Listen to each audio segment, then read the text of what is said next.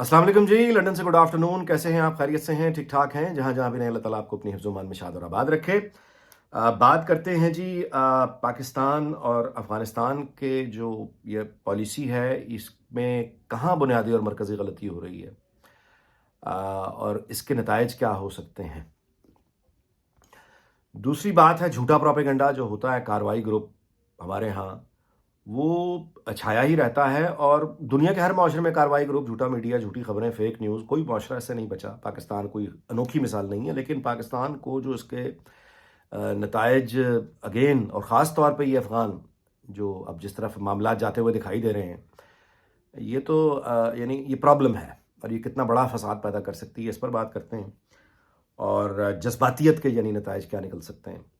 और आखिरी बात है कि नवाज़ शरीफ जो हैं, उनका हम पहले भी बात कर चुके हैं कि उनकी गहरी खामोशी, उसके पीछे क्या रीज़न्स हो सकती हैं। अब आज भी मैं इस पे यानी कि ये जो शहबाज शरीफ साहब का सामने आके पार्टी के अफेयर्स को चलाना, कि जनूबी पंजाब के जो पॉलिटिशियंस हैं वो पीएमएलएन में शामिल हो रहे हैं, मतलब एक एक तवातर से शहबाज शरीफ साहब सियासी महाज पर पार्टी की क़यादत करते हुए, लीड करते हुए दिखाई दे रहे हैं, जबकि नवाज़ शरीफ साहब जो हैं वो खामोशी से, उनकी जो खामोशी दिखाई दे रही है, क्या ये इत्तेफ़ाक है या ये बाकायदा तयशुदा हिकमत अमली के तहत हो रहा है। और जब मैं ये कह रहा हूँ कि ये तयशुदा हिकमत अमली के तहत हो रहा है, तो उसमें मियाँ नवाज़ शरीफ की रज़ामंदी और हिमायत शामिल है।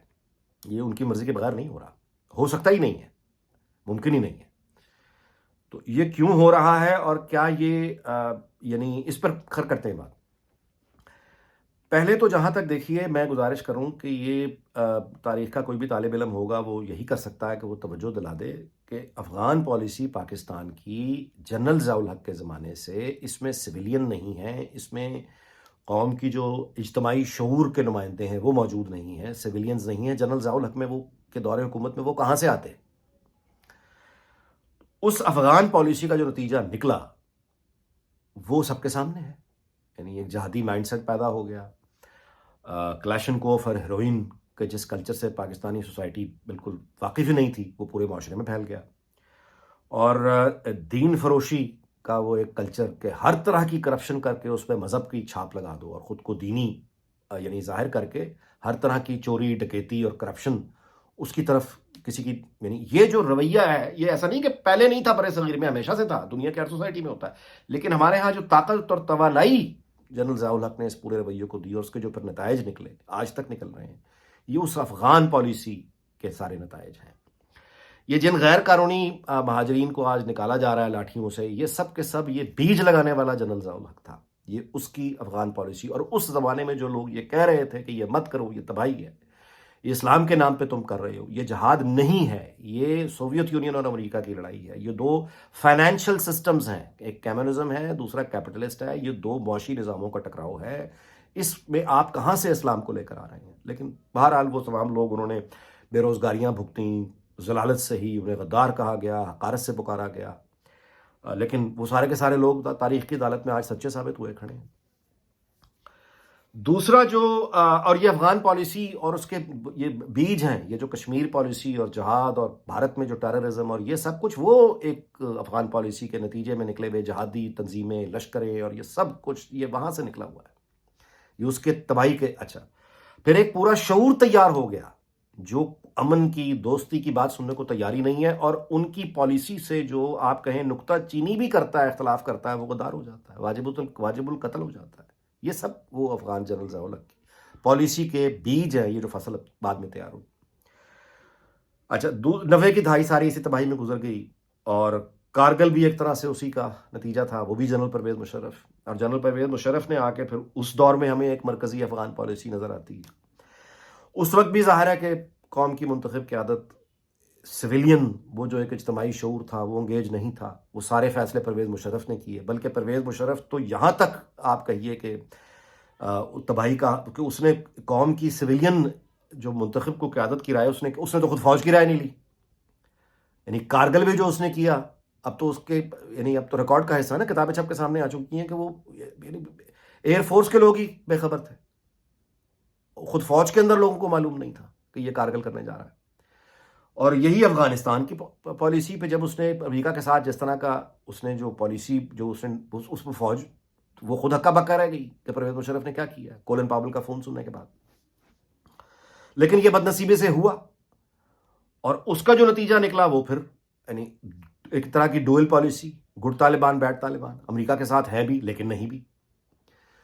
तो अमेरिका के साथ है लेकिन नहीं भी का नतीजा ये है कि कच्चा इत्तेहादी। उसका नतीजा जो निकला वो ये निकला कि उस पूरी जंग में अब तालिबान की फैसिलिटेट भी कर रहे हैं, एक तरफ से उनके बंदे भी हवाले करके दे रहे हैं, वही गुड तालिबान बैड तालिबान। तो उसका नतीजा ये निकला कि 80,000 से ज्यादा हमारे शोधा मिलिट्री सिविलियन दोनों, वो उसका नतीजा निकला। और एक दहशतगर्दी उसका नतीजा निकला। और ये तो वो नतीजा निकला जो मुल्क के अंदर निकला। मुल्क के बाहर नतीजा ये निकला कि पाकिस्तान हमेशा हमेशा के लिए नाकाबिल एतबार हो गया। यानी कि झूठ बाकायदा स्टैब्लिश यानी मगरबी दारुल हुकूमतों में जो मैटर करते हैं, मैं उनकी बात कर रहा हूँ, ये स्टैब्लिश हो गया कि पाकिस्तान नाकाबिल एतबार है।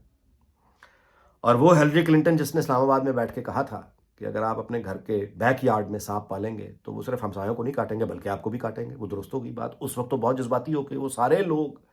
अब याद करें उन तमाम, मैं क्या अब कहूँ, वो तमाम लोग जो उस ज़माने में परवेज़ मुशर्रफ के ज़माने में वो तालिबान की हिमायत कर रहे थे, अलकायदा की हिमायत कर रहे थे, उसामा बिन लादेन की पॉलिसियों की हिमायत कर रहे थे और अखबारों में लिख रहे थे और टीवी पे बोल रहे थे और एक पूरी कैंपेन चलाई हुई थी। वो सारे लोग, उनको रत्ती भर भी शर्म आज तक नहीं है।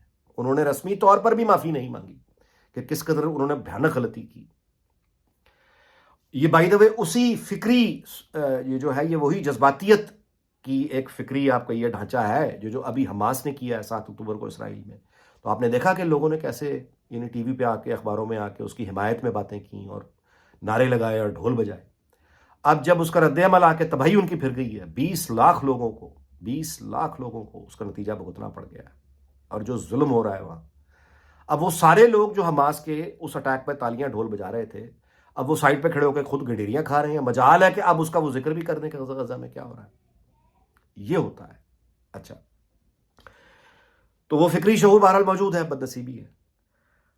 तो उसकी बहरहाल एक मैंने आपको गुजारिश की, चूंकि उसमें कौमी वो शऊर अब परवेज मुशर्रफ को उसमें शामिल नहीं था, उसका नतीजा अब फिर वही गलती होती दिखाई दे रही है कि अब जो यानी एक केयरटेकर गवर्नमेंट है उसको लेके पूरी सारे अफगानों को बेदखल कर देना, एक ही लाठी से धाकना और समाजी तौर पर तमाम अफगानों को एहसान फरामोश कहना, बुरा भला कहना।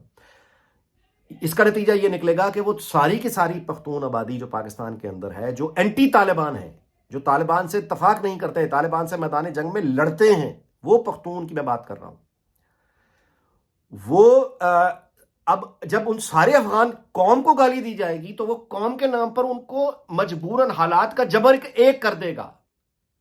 यानी तालिबान मुखालिफ पख्तून जो है, हम उनके लिए वो हालात पैदा कर रहे हैं कि उनको तालिबान के साथ आखिरी नतीजे में खड़ा होना पड़ जाएगा।